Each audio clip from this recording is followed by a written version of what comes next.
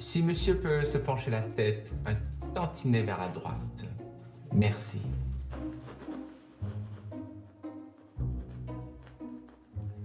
Do you sit a great deal? This is my second time, ever. Ever? And your first? For Signor Dolly. He had me birthed forth from an egg. Yet another aspiring neophyte, desperate to stand out in the crowd with cheap pageantry. He'll be forgotten soon enough. He was nice. Eccentric, but nice. Are you always so quick to judge? My apologies. But when you've been sitting for as long as I have, it's easy to become blasé. If you're so jaded, why not find a new profession? Madame, auriez-vous la gentillesse de relever votre tête? I suppose I could do other things. A great deal of other things, but I'm quite certain I'd be dissatisfied. You see, I'm an addict. Oh.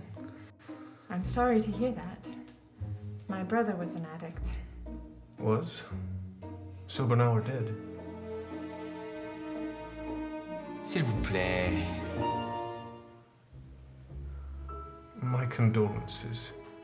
But when I say I'm an addict, I'm referring to that addictive impulse of being on the precipice of brilliance, as if in some small microcosmic way I become the necessary instrument.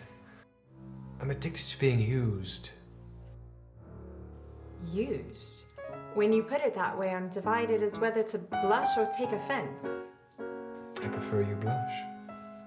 Though I may be new to this craft, I prefer to see myself as partnering alongside the artisan as we explore the divine together.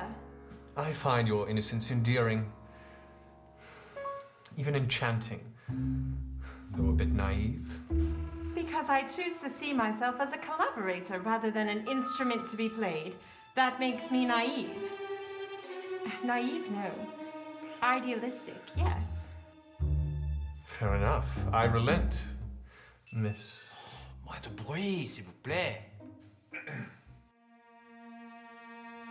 You find me foolish. No. On the contrary, I find myself quite taken by you. Oh. You're a peculiar man. Better peculiar than boring. Agreed.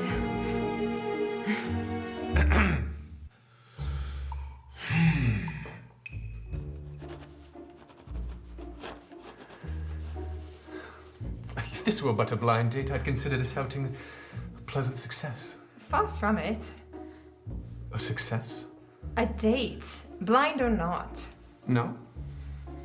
Two strangers sitting clumsily across from one another, chatting, getting to know the other. All we're missing is a cup of tea that will stir nervously about as we wait for the other to speak.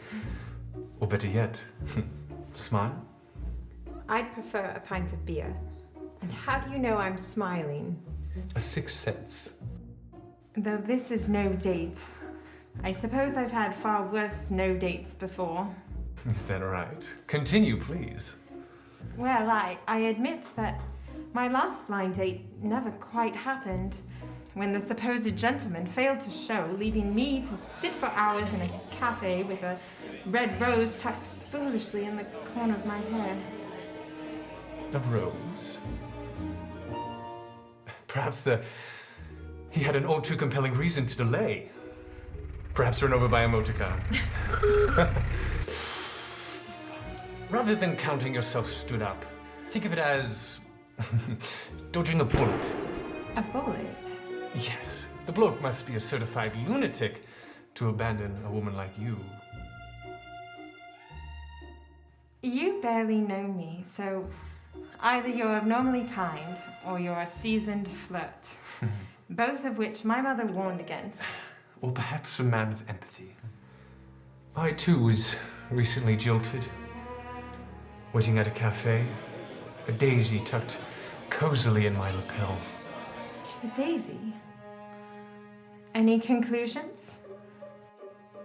Run over by a motor car, of course.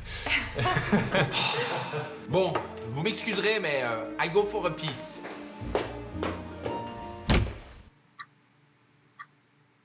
This almost blind date of yours, she liked daisies?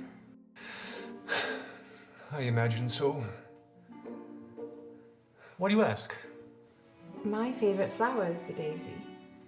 Delicate and pure. Like white lace? I've always enjoyed the simple elegance of a rose.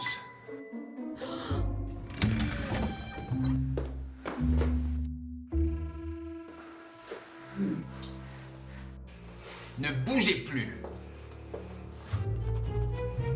You stood me up! I did not! En position.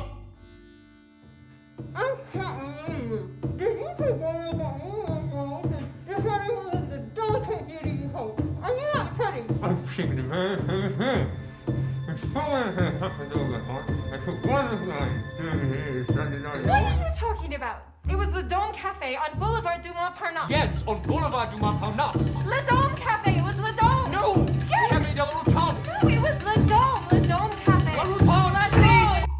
Please. Shut up. Shut up.